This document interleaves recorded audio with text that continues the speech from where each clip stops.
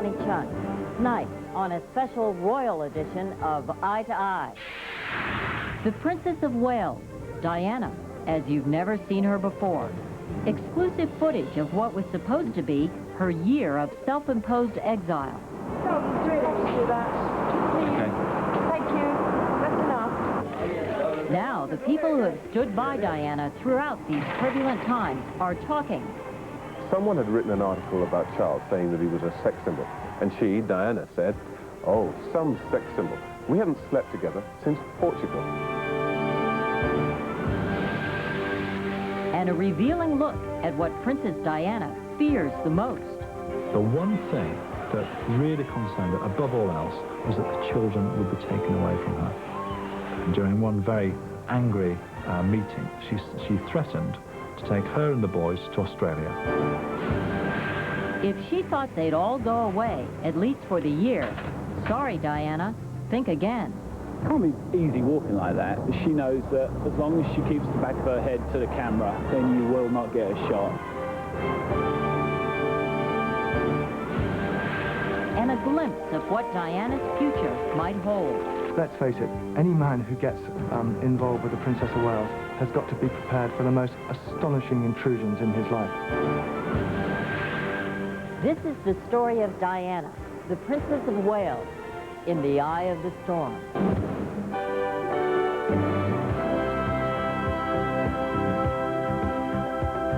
It's Eye to Eye with Connie Chung, with correspondents Bernard Goldberg, Edie Magnus, Russ Mitchell, Roberta Baskin, and Bill Lagatuta.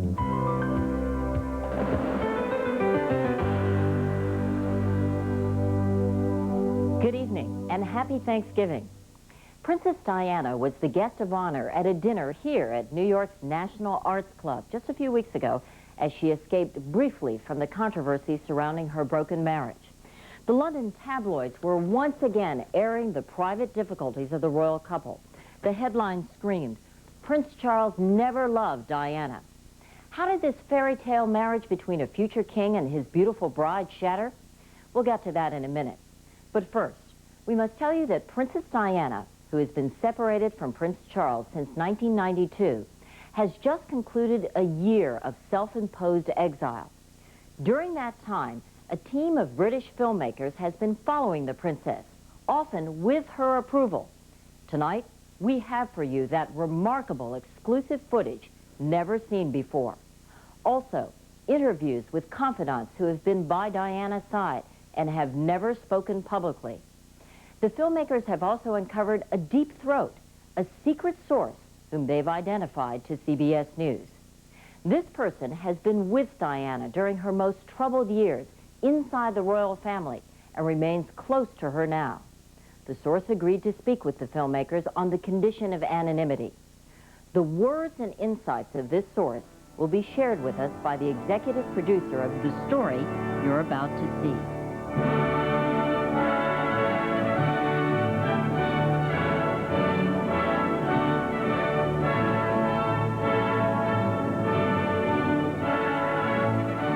It was 13 years ago when Lady Diana Spencer walked down the aisle of St. Paul's Cathedral with the heir to the British throne.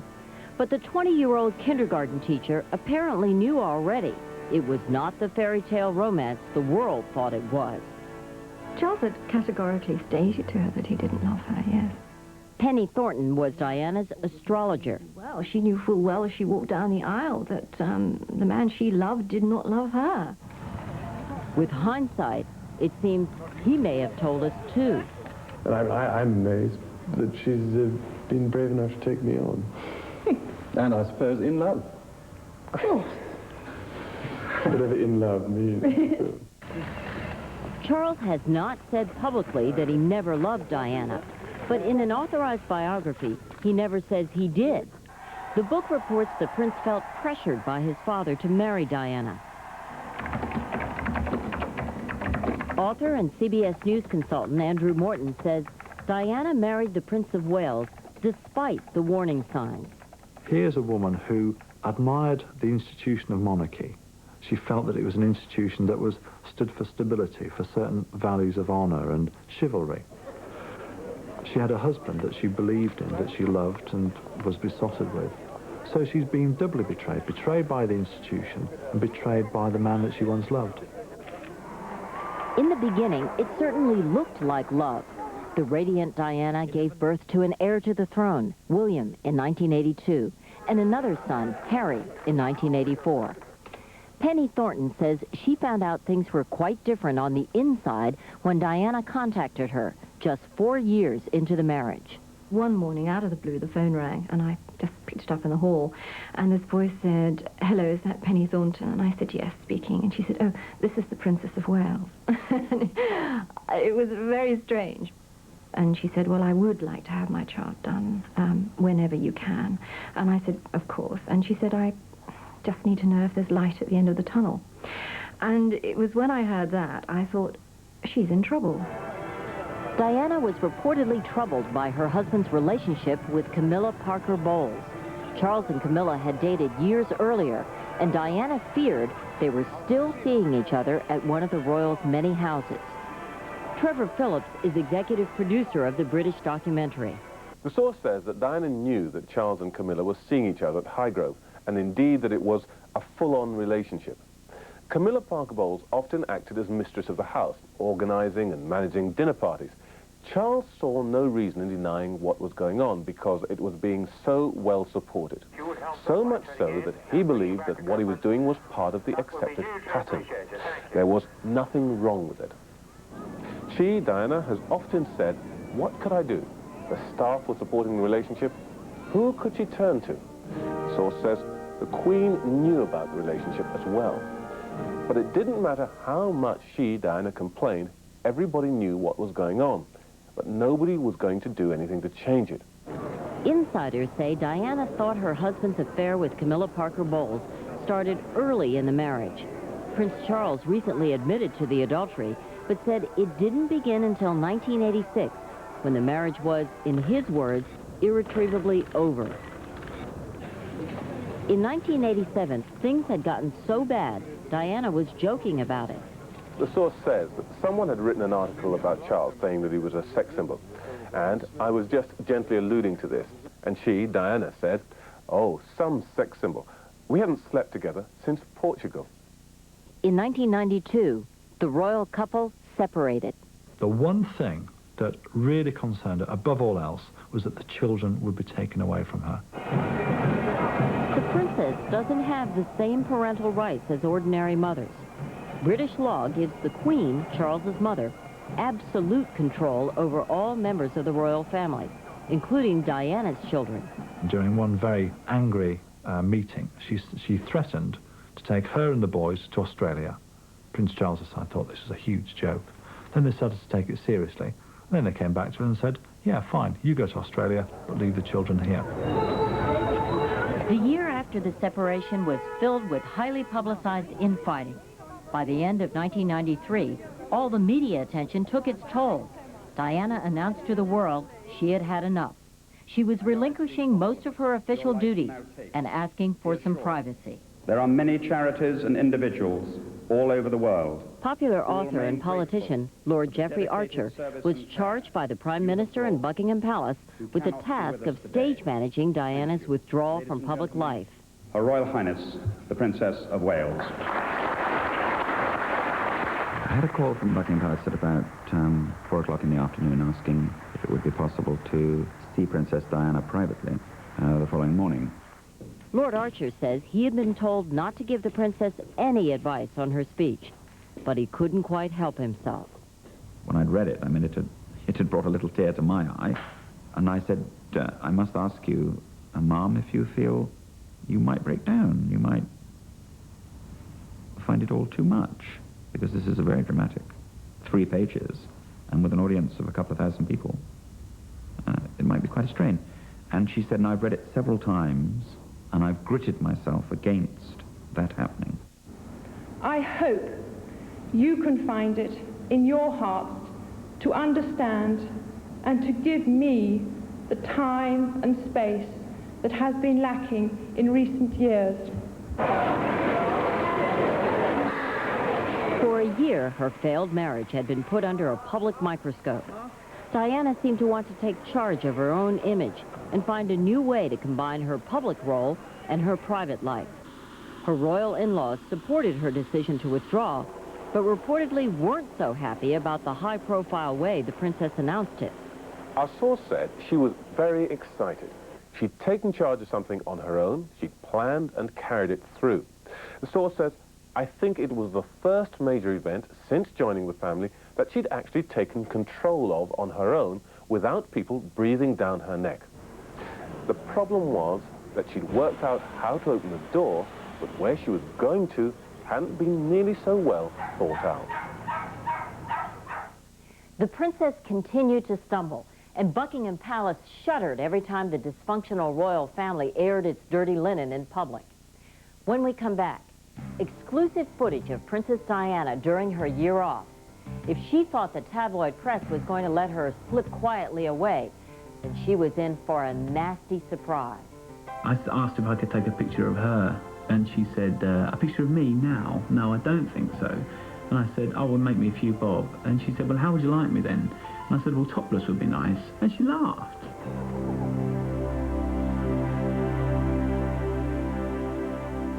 Eye to Eye, sponsored by J.C. Penney. Looks right, priced right, doing it right.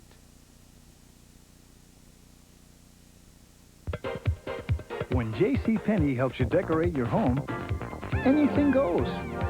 Our sheets go with our comforters that go with our drapes, because J.C. Penney's unique coordinating system lets you match pattern to pattern and item to item.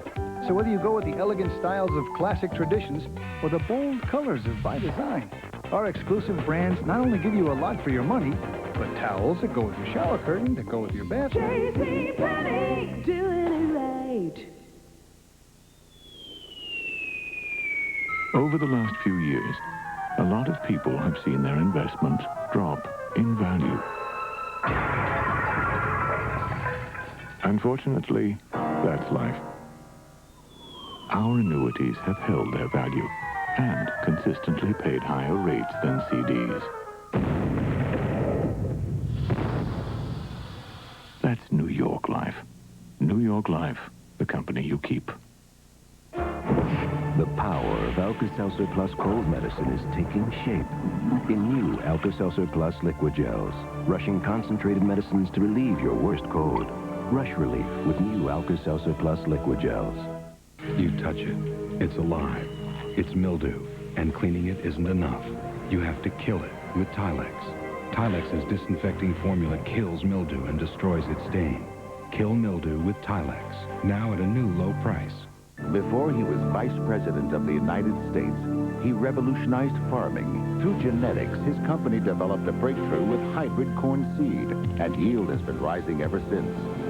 Today, Pioneer Hybrid is the world's leader, and its seeds are growing food where food has never been grown. Where do you find companies sowing the seeds of growth for generations to come? Actually, there's a list of them printed every day. NASDAQ, the stock market for the next 100 years. Dave's Mom and Richard Simmons, tonight on The Late Show. After Diana made her self-exile speech last December, her approval rating in Britain was 47%, compared to Charles's 17%. What she didn't realize was that the palace PR machine would no longer be running interference for her. As you're about to see, the British filmmakers have exclusively captured Diana's attempts to keep her personal life just that, personal.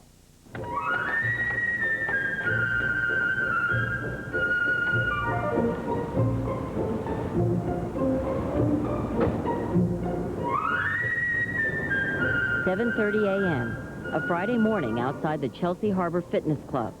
Paparazzi photographer Mark Saunders prepares for another day's work.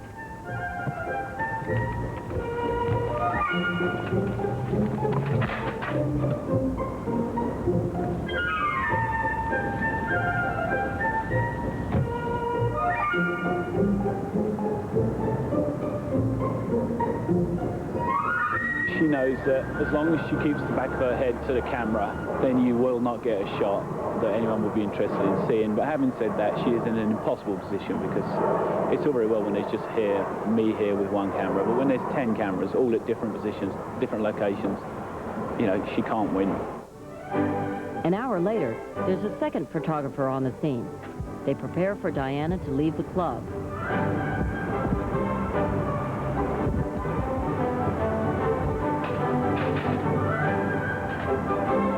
Diana's finished with her workout.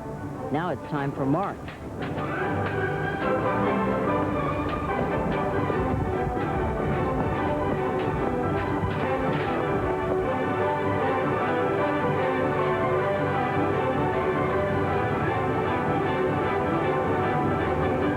What have you got out of this morning as a job? Very nice shots, a nice sequence of shots of the Princess of Wales turning up at the Harbour Club. Same as yesterday and Wednesday and Monday and last Sunday, but it's today's shot. Is that the point? That's the point, yeah, it's today's shot. It's a shot today of the Princess of Wales here today.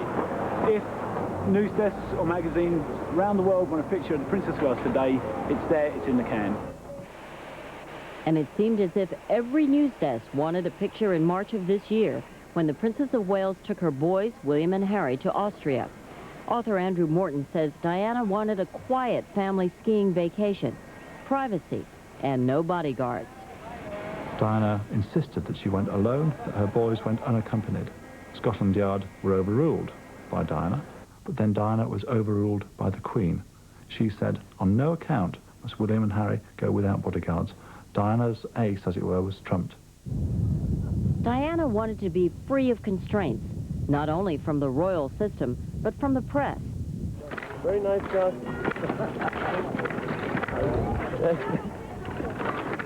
But she quickly discovered it wasn't going to be easy. At times, she had fun with the photographers. Somehow, now that she's separated from Prince Charles.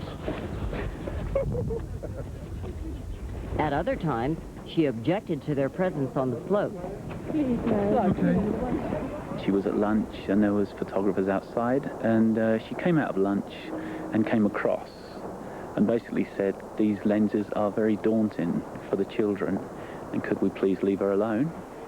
It was at that point where I said, you can't go from being the world's most photographed woman to not being photographed at all. And she said, I understand that. But she said, when I'm with the children, it really frightens them, and she doesn't want to. But no amount of pleading could stop the photographers, who even managed to find the princess when she went out on her balcony to get a little sun.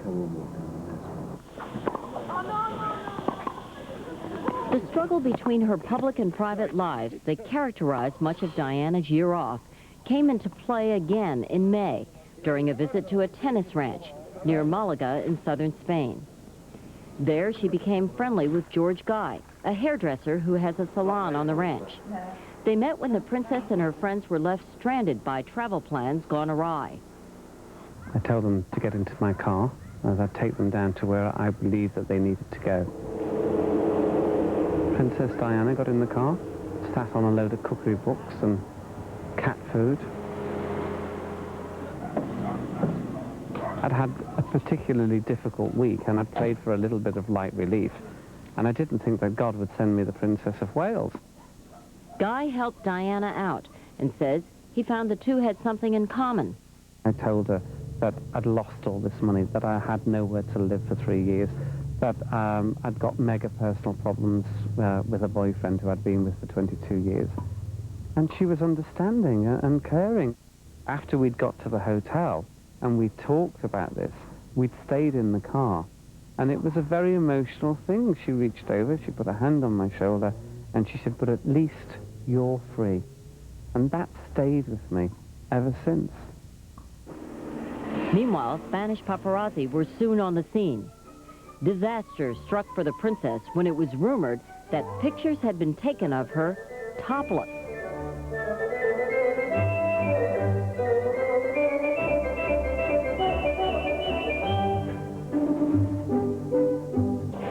George Guy stood by his new friend, taking the royal party back to the airport amid a frenzied atmosphere.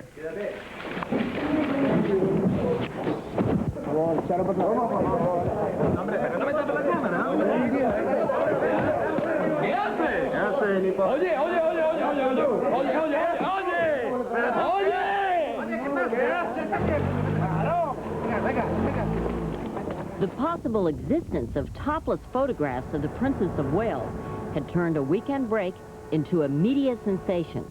Can we have a nice picture, please? Mom, please.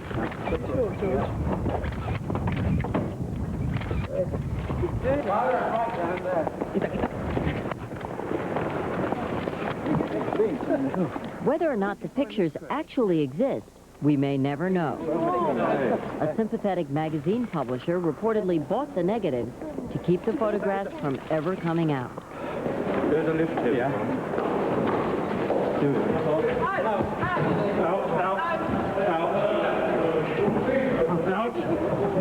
Out. O-U-T, out. Have a nice trip, man. Our source tells us that her mood was one of determination. She was furious at all the negativity, but absolutely determined that it wasn't going to push her back into a straitjacket. Source says, I think she'd be the first one to admit that the Malaga episode was a very steep learning curve and a painful one. You see, you have to remember that she's had her whole adulthood removed from her into an institution. So now she's having to do a crash course, learning how to develop as most people might have done throughout their late teens and early 20s. She said many times, at least let me learn. Some of Diana's actions over the past year have led to comments that she's having trouble handling the pressures of life alone. Andrew Morton reports that Diana spends thousands of dollars each week on alternative therapies to combat stress and anger. And so she goes for therapies such as colonic irrigation. She goes to see a boxer to do boxing therapy. She says, I've got to release my anger. I've got to deal with my anger before I can make progress. The other side of the therapies are the massage, the aromatherapy. She's paying for affection. 2 years ago, Morton revealed Diana suffered from the eating disorder bulimia. Now he reports she's controlling the illness with drugs. She had help, and as a result of that help, she's been on a drug called Prozac, known as liquid sunshine, because it often helps people suffering from depression, and that has helped control her bulimia. Sometimes, from time to time, she'll take herself off it, but for the most part, bulimia is well under control. Diana has had less success controlling the photographers who follow virtually every move. Journalist Richard Kay has sympathy for her, but questions whether she understands the reality of her situation.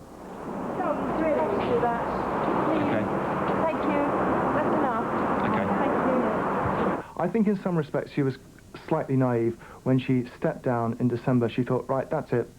All the boys with the cameras would pack up and go home and find someone else. Well, of course they didn't.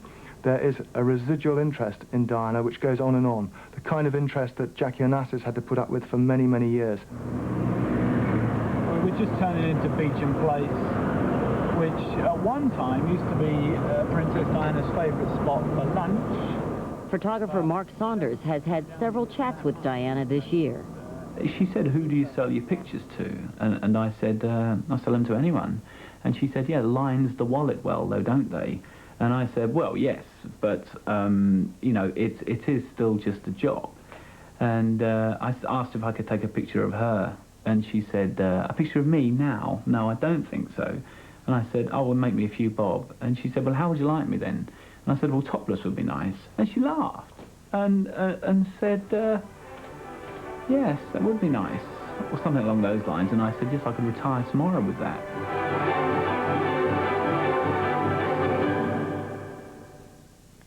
So much for a quiet year off. The endless fascination with Princess Diana makes it difficult for the children. When Eye to Eye continues, custody and visitation agreements, royal style. She understands that inevitably both boys are going to come under the wing of their father and the royal family, much more so in the years ahead.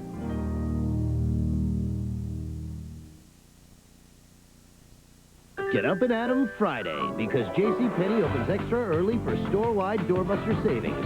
Save an additional 10% on select sale items between 7:30 and 11 a.m. Friday only during the after Thanksgiving sale at JCPenney. Could you describe the taste of apple cinnamon Cheerios? It's not exactly apple cinnamon. It's more of a cinnamony apple. No, it's an amplitude of cinnamata. Apple cinnamon Cheerios. It's different in a delicious sort of way. By the end of the week, 7 more lives will be saved. By the end of the day, 16 people who couldn't walk will. By the end of the hour, these special filters will help make 25,000 more gallons of water ready for drinking. And by the end of this message, 1 more premature baby will be protected. All of which is made possible with the help of a material we call plastic. Coming up, the princess deals with her husband's adultery, as well as her own romantic scandal. Just a few months after the separation, she learnt where Prince Charles and Camilla met. She got herself a large-scale ordnance survey map. She pinpointed the house. She found out the routes that Camilla would take and Prince Charles would take. And she was obsessed by it. She was concerned about it. Tonight, come on over to Dave's for Thanksgiving. I made 2 cherry pies and a pumpkin pie. With Dave's mom and Richard Simmons on an all-new Late Show. Baste me. Saturday, Surrogate motherhood. Who's going to step forward and volunteer? which Mrs. Buchanan will have Delilah's baby? May I come in? Uh-oh. Then, do real men join the ballet? No way. We're going to stand on a stage wearing tree limbs on our heads. I could show you some sturdy adult men. All new Hearts of Fire and the 5 Mrs. Buchanan, Saturday. This is CBS. Attention, Michiana car and truck bargain hunters. Don't be left out in the cold. Get the hottest discounts inside at Gates Chevy World. We've moved over 150 new and used vehicles inside for one gigantic indoor sale. Get discounts up to $7,000, payments from $99 a month, and special credit financing. They're all inside for one gigantic indoor sale at Gates Chevy World, downtown South Bend. Good service is a given at First Source. Our challenge is to make it so good, you take notice. My job is to get to know each one of my customers. Then I know just what kind of service they need. First Source is a local bank, so there's no out-of-town runaround. I'm here for you, so you can get the answers you need when you need them. My customers say they're treated like they're important at First Source. Well, they are important, every one of them. Because at First Source, we put our partners first. That's you. What can we legally say about the incredible power and handling of the Eagle Vision? We're going to find out because today we're with the law firm of Goober, Bowler, and Pez. Pez. What do you think? No comment at this time. What about you guys, lawyers? At the end of it tonight. Enjoy the ride? Off the record? Yes. And what do you think of Vision's lease price? I say lease rates do not include title, taxes, license, And insurance. dealer prices, maybe? It's great to see your Eagle dealer. Lease Vision for $239 a month at your Jeep and Eagle dealer. 22 WSBT. In just 30 minutes on News 22 Night Shift. I'm Cindy Ward, resting up for that big day of shopping tomorrow. This season is a make it or break it time for some retailers. We'll find out what they expect this year. And we'll also get a look at Sam's weekend forecast. It's all coming up at 11. Join us.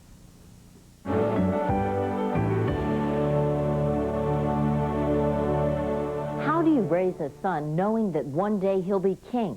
How would you make sure that he didn't miss out on all the common pleasures of growing up? These are questions that Diana faces every day. And how does she answer them? The British filmmakers have captured an intimate side of the princess and her 2 sons, and how she's dealing with these issues, not as a princess, but as a mother.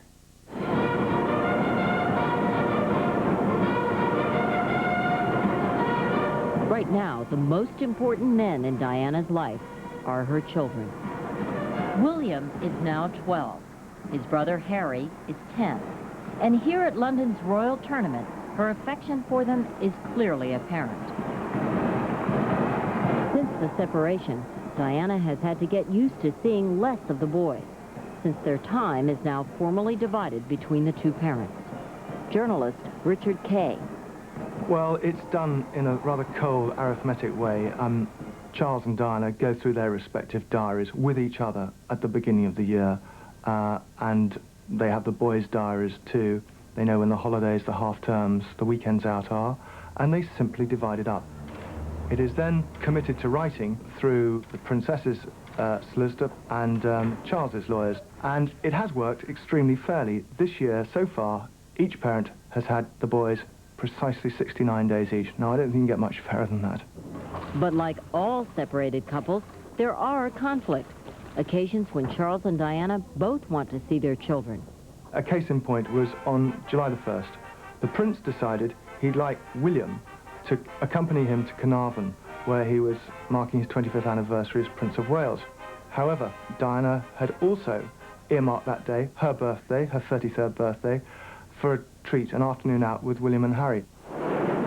When Prince Charles's staff called the boys' school to arrange the visit, they apparently discovered the princess had already booked the time. She'd asked first, as simple as that, and he got in too late. The Princess of Wales is said to jealously guard her role as the boy's mother and is sensitive to any attempt to limit her influence. Last November, Prince Charles put Tiggy Leg Bork, a member of his staff, in charge of the boys during their visits. Diana reportedly saw that as an attempt to create a surrogate mother for the boys. The source tells us, and I'm quoting here, she's very angry about the way in which Tiggy Leg Bork has been quietly introduced. Well, not so quietly, in fact, rather overconfidently pushing her way in on the boys, as though she had some divine right to steer their lives. Despite their privileged lifestyle, like this Mediterranean vacation, Diana reportedly wants the boys to have a normal upbringing. The authorized biography of Prince Charles describes his childhood as a lonely time, when the prince craved affection and appreciation. Richard Kay says Diana wants her boys to grow up in an entirely different environment. She felt that Charles had a very one-dimensional upbringing, strictly within the royal family.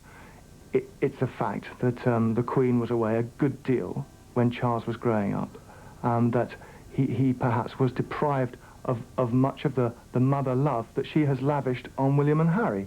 And maybe she does. Maybe she does think that as a result he's a colder, less emotional man than she hopes William and Harry will become. Kay says Diana feels strongly about preparing the boys for a royal role in a modern society. She understands that inevitably both boys are going to come under the wing of their father and the royal family, much more so in the years ahead. But she wants to ensure that they know a lot about the other side of British life, the underside of British life. She's taken them on 2 visits to hostels for the homeless. She wants them to understand that it's not all about public schools, that not all the children in this country are white, rich, who have holidays 4 times a year in Barbados or wherever, but there is a sadder side to society here, and she wants them to have an appreciation of that. The filmmaker's source says Diana believes it's not her husband, but her son, William, who is destined to become the next king. I'm quoting again here. Absolutely. That's a major feature of William's life, and another reason she realizes the position of responsibility she's in as his mother. I don't know if she's told William. She often says that William once said to Harry, "It's all right for you, Harry. You can be a fireman if you want to." We discussed the whole future, I think, of the monarchy. She knew I was edging around the fact that I wasn't too sure whether, you know, Charles would make it as king. I wasn't sure, but I was sensitive, and I didn't want to come out with such a bold statement. And I remember she took a photograph of Charles and said, "Well, it's all right. I've known he'll never be king, and I'll never be queen." So there was always an awareness of the ultimate destiny, I think. In a poll taken just weeks ago, 1/3 of the British think the crown should skip right over Charles and go directly to his son, Prince William. When we come back, Diana confronts allegations of her own infidelity with Major James Hewitt. There was a sexual chemistry between them. She has a strong romantic streak, and he was a soldier.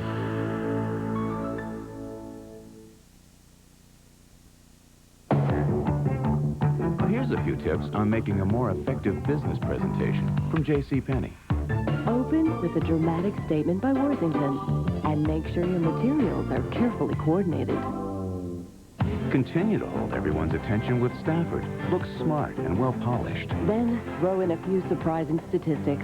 close with Stafford and Worthington. And you'll walk away knowing you've made an impressive presentation. Doing it right. Shop to win in the Discover Card Big Payback. That's what Vincent and Marge Honer did. They just won 50 grand in our weekly bonus prize drawing. You could be a winner, too. Every time you use your card, you're automatically entered in the Big Payback. So keep shopping, because we'll be dropping more $50,000 bonus prizes before the ultimate $1 million grand prize. It pays to discover. The card with the Big Payback. It's hot, Pergo. It's new, Pergo. And it's on sale at Color Tile. Pergo, the beautiful new laminate floor with a 10-year warranty against wear, stains, and fading. So tough it stands up to nail polish, iodine, wine, even grease and markers. Take the Pergo challenge. Bring in your toughest household stain maker. If it stains Pergo, we'll give you 5 cartons free. Come to Color Tile Thanksgiving weekend and save 20 to 60% on carpet, ceramic, vinyl, Pergo, and more. Plus 6 months, no payment, no interest. Hurry to Color Tile. Sale ends Monday.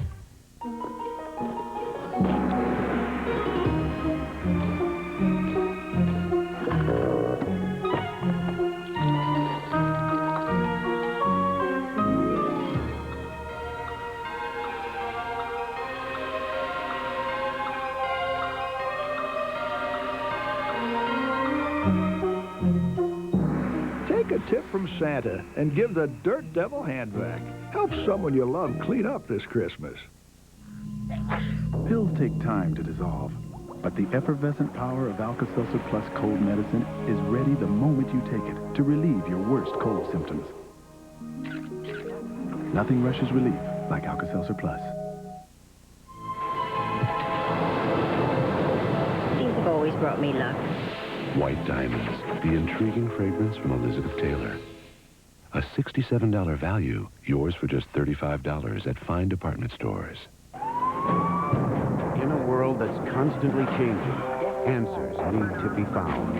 Tough questions asked. To report the story well, you've got to go there, be there, hear it firsthand. Real news from 2 real reporters. See the difference. Experience CBS News.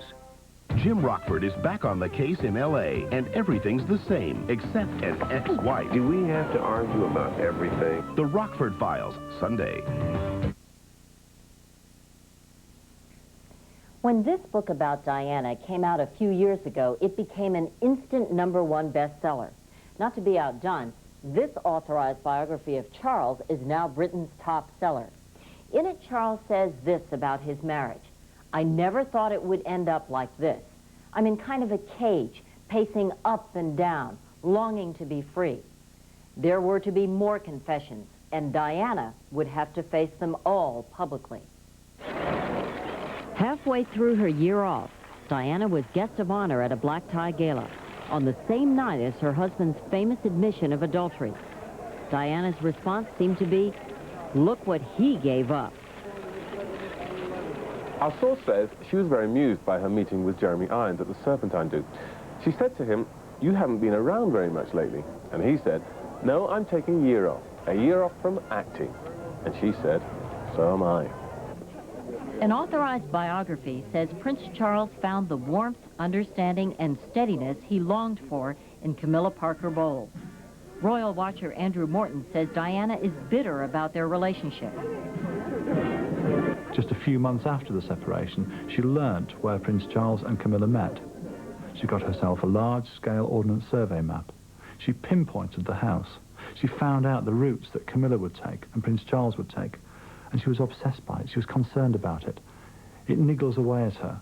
And the source said, I don't think she holds a very high opinion of Camilla Parker Bowles. She calls her the Rottweiler. And there's some confusion that someone with dandruff and who smokes should be chosen in preference. But then, if she had her foot in the door first, maybe it's understandable. Last July, Charles's cousin got married. It was the first occasion this year attended by both the princess and her husband, just a week before their own 13th wedding anniversary. Any hope for reconciliation between the couple seemed remote. Clearly they don't get along. They haven't got along for a very long time, and they clearly don't even like each other much anymore. Therefore, I see no prospect of any kind of reunion. So if they aren't going to get back together, are they going to get divorced? For British royalty, the question has constitutional implications. If the Queen died tomorrow, Prince Charles would automatically become king, and he would become king the moment she died. Princess Diana, assuming there had been no divorce, she would automatically have the title of Queen Consort. Nothing could stop that. Constitutional historian Lord Blake says the specter of a separated Charles and Diana as king and queen together on the throne would be embarrassing to the monarchy. It would look ridiculous and absurd and divisive, and it's hard to imagine it occurring. Our source says, going back to last year, there was a curious conversation where Charles phoned up and asked her if she'd made a decision about the word. And she said, "What word is that?" And he said, "The D word." She said, "What's the D word?" And he said, "About divorce," almost in a whisper. Some royal watchers think Prince Charles's grandmother, the Queen Mother, opposes divorce, and it is believed there will be no action on the subject while she is alive. Quoting the source again, "You see, the princess has always felt that everyone is waiting for her to make the decision, when she feels it should be him who makes it. She has no need to be divorced. He possibly has. And of course, it's much easier for those within the palace organization if she were the one to make the decision, because then they could blame her for it, and she could be the Black Lady again. But unless someone walks into her life and she feels she wants to free herself to remarry, she's no need to be divorced." If she were to divorce, Diana would become one of the world's most eligible women. Over the years, Diana has had a number of male friends and confidants. Sometimes those relationships have gotten her into trouble. This summer, the princess was accused of having made more than 300 nuisance calls to a married man named Oliver Hoare. Many of the calls were reportedly traced to Diana's private line. The princess talked to newspaper reporter Richard Kay about the allegations. I received a phone call from a contact of mine. He asked me if I could meet him in central London to discuss the issue. I did. I went there to do a work of reporting. When I got there, after a few minutes, the Princess of Wales drove up, not with my contact, but quite alone. Why does she call you?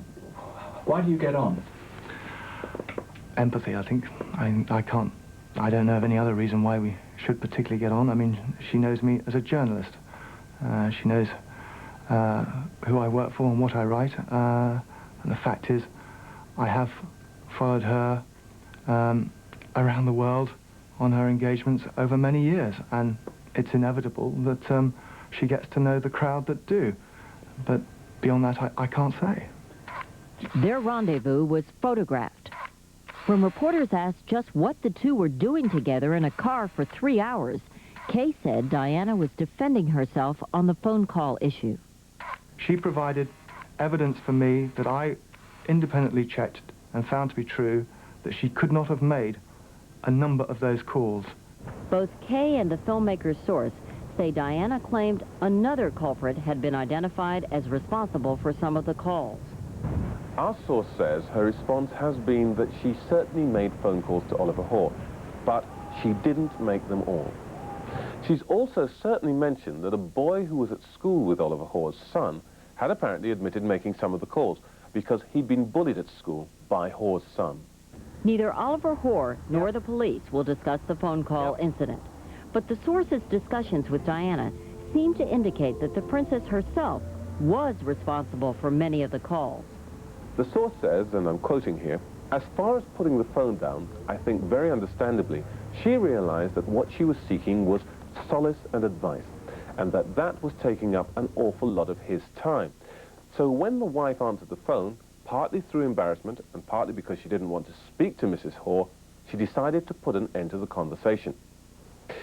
She has acknowledged that it might not be taken as normal, acceptable behavior, but at the time of the calls, she was finding life very difficult, and I think, understandably, says the source, One's judgment is never all it should be under those circumstances. The phone call investigation wasn't revealed until months after the calls were made. I think she feels there is an element of smear going on. Why should they have come out 5 months after a police investigation was resolved, or rather was not resolved, it came to an end?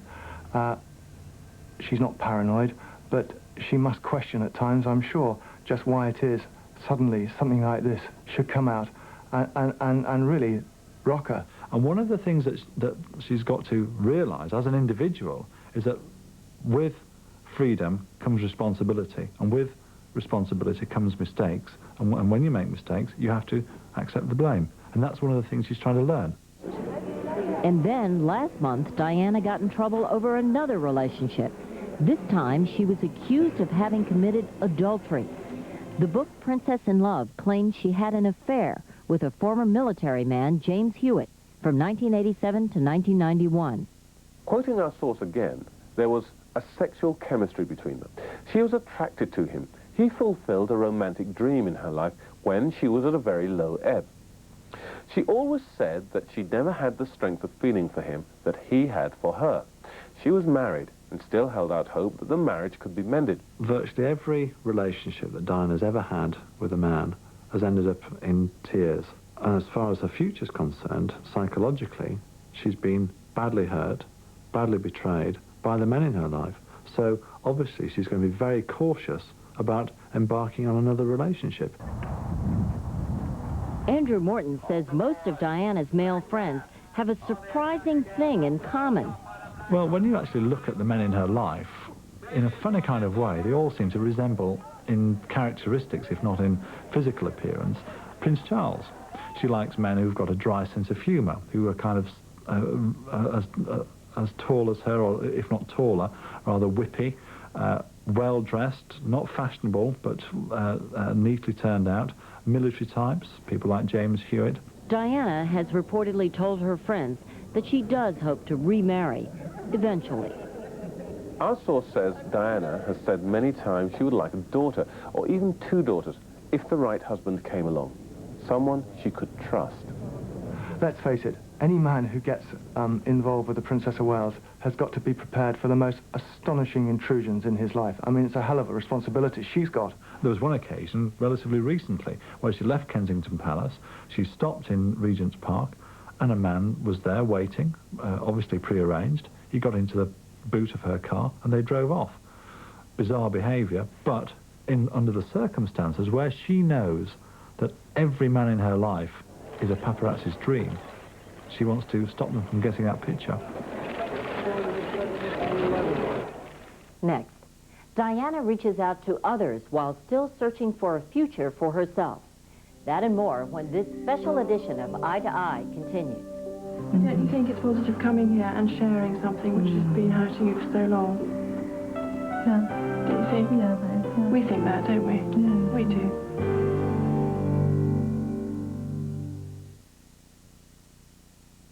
We just weren't hungry, dear. Well, I'll make cappuccino. Cappuccino? They don't have a rug, but they have a cappuccino machine. Connie, what's going on? Maxwell House Cappuccino.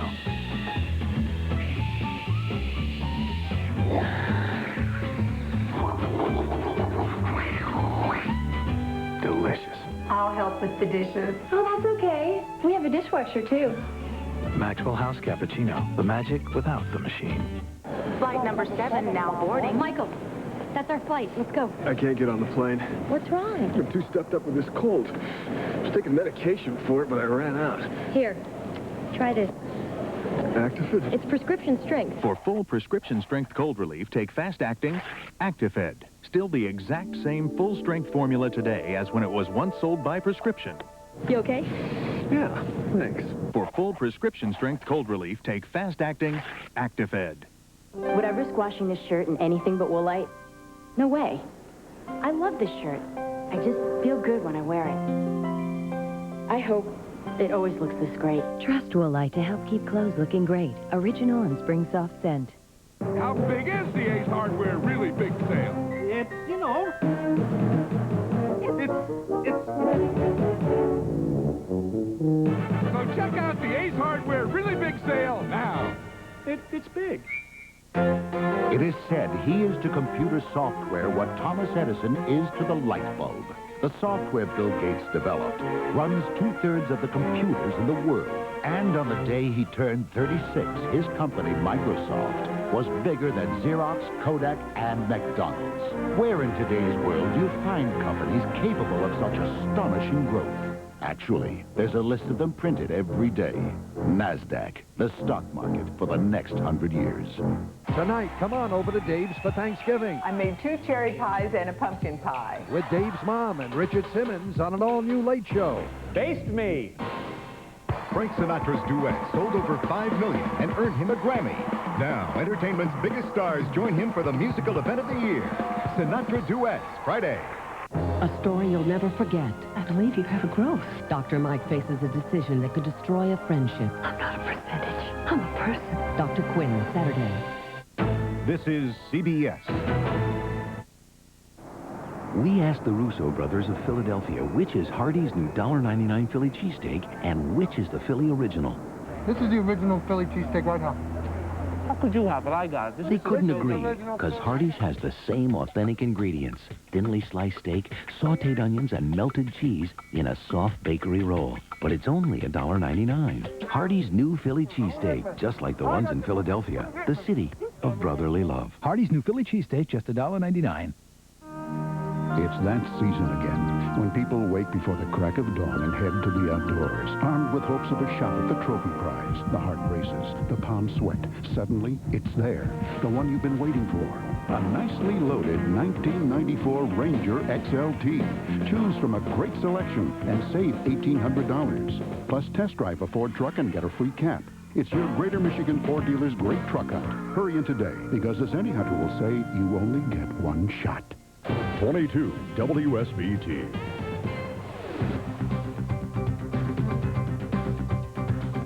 Diana is officially back. Last week, she once again stepped into the spotlight as the new patron of the British Red Cross. Her new post was approved by Queen Elizabeth, so indeed she's back with an official stamp of approval. And this time around, Diana vows things will be different. She called herself the biggest prostitute in the world in the summer of 1993, where she was entirely disillusioned with her royal life. The round of royal duties that courtiers would organise for her to go to a hospital here, to a hospice there, to a town hall there. And she just felt that she was a puppet being manipulated by the system, and that she wasn't doing anything that she wanted to do. She wasn't exploring any of the areas that she wanted to explore. Diana is patron to nearly 100 British charities, but it's been reported that she now wants a more meaningful involvement with a smaller number of groups. These exclusive pictures show the princess last June as she joined a charity group to visit the homeless near London's Waterloo station. She came over and then asked me if I didn't mind if she would have a look in my bash, we call it, but, you know, if she could have a look in my house. And I said, yeah, you know, be my guest sort of thing. Tell me about the visit that you've had this evening. Tell me what happened. Well, she woke me up. I love her. She was interested in how we manage and how we cope down here. You know, I was quite impressed myself, personally, to be honest. It's just nice to see somebody who I know cares come down. Maybe it might do something, it might not, so I don't know. Diana has also visited a West London shelter for battered women. Remember last time you were saying that one minute he'd be hitting you, the next minute he'd be crying? Yes. And then you'd have to be the mother, having been the abused wife before. Last year, Diana helped to organize a televised therapy session for the battered wives. It was so interesting, Sarge, when I came here last time, we did a group session, and you asked all the ladies to name something positive they'd done in the week. Yes. It was quite a stumbling block for some of us. Because people had to really think. If you asked them what the negative aspects of the week have been, you would have been flooded. But because it was positive, we all had to really think hard. Do you remember? Maybe we should do that again. I think that would be a good Sandra Horley is the shelter's director. Should we do that? She has an ability to validate people. She has a quality of empathy and shows people that she understands their feelings and their experiences. She's very caring, very warm person.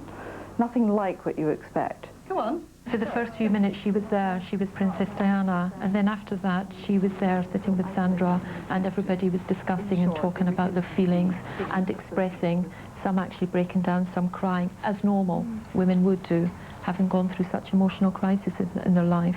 She doesn't leave you feeling as though you've been eclipsed by her. She leaves you feeling as though you are as important as she. Don't you think it's positive coming here and sharing something which has been hurting you for so long? Yeah. Don't you think? Yeah, that is, yeah. We think that, don't we? Yeah. We do. Now, Diana may have found the public role she's been seeking in her new position as patron of the 125th anniversary of the British Red Cross. When was that last? This year, she's traveled to the organization's international headquarters in Geneva. And just last month, she met with Elizabeth Dole, president of the American Red Cross. As she left Washington, the usually reticent princess made an upbeat statement to the press. What are your feelings as you go back to your country today? I've had a very interesting and valuable visit, and I hope we can now look forward to the future and not hang on to the past. I see. It means you have confidence in the future?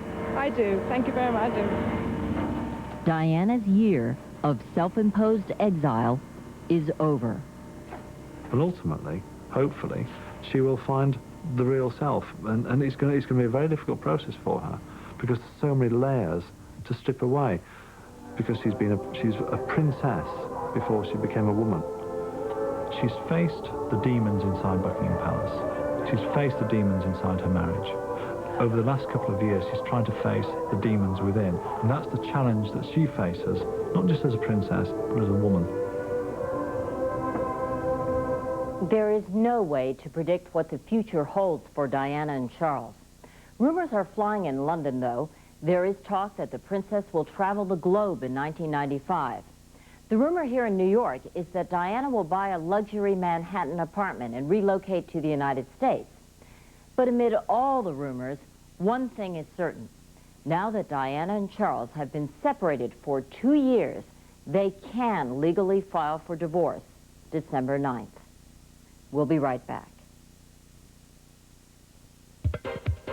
When JCPenney helps you decorate your home, anything goes. Our sheets go with our comforters that go with our drapes. Because JCPenney's unique coordinating system lets you match pattern to pattern and item to item. So whether you go with the elegant styles of classic traditions or the bold colors of by design, our exclusive brands not only give you a lot for your money, but towels that go with your shower curtain, that go with your bathroom. JCPenney, doing it right. Here's a look ahead at next week's Eye to Eye. Did you kill Dr. Britton and James Barrett? Yes, I most certainly did. This former minister opened fire at an abortion clinic, calling it a mission from God. I don't believe that killing someone is intrinsically wrong. This is the shotgun. The jury called it double murder. Now he faces the electric chair. An Eye to Eye exclusive. Paul Hill finally speaks out. I know for a fact that I'm going to go to heaven when I die. We had no idea what it was. Suddenly, infant life support systems go haywire. Created chaos. Love your cell phone, your computer, your CD? We ask that you do not use portable electronic devices. We could have crashed. High technology, spinning out of control. Just 180, just like this, just by itself. An Eye to Eye investigation. And Hollywood powerhouse Jodie Foster, as you've never seen her before. By the end of the year, I think I'm going to rebel heavily. Thank you for joining us. We'll see Eye to Eye again next Thursday, and I'll see you tomorrow night on the CBS Evening News. Good night, everybody.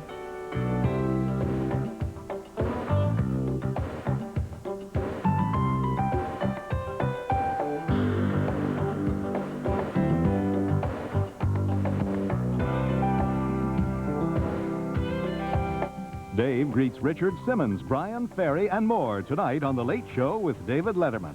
Thanks for watching CBS. Now your local news. Tonight, a warning from the Hoosier Lottery about playing Powerball. It's the calm before tomorrow's shopping storm. What do retailers expect? Sam tells us what to expect weather-wise, and Charlie has a look at what bowl Notre Dame may be headed to. The Night Shift is next.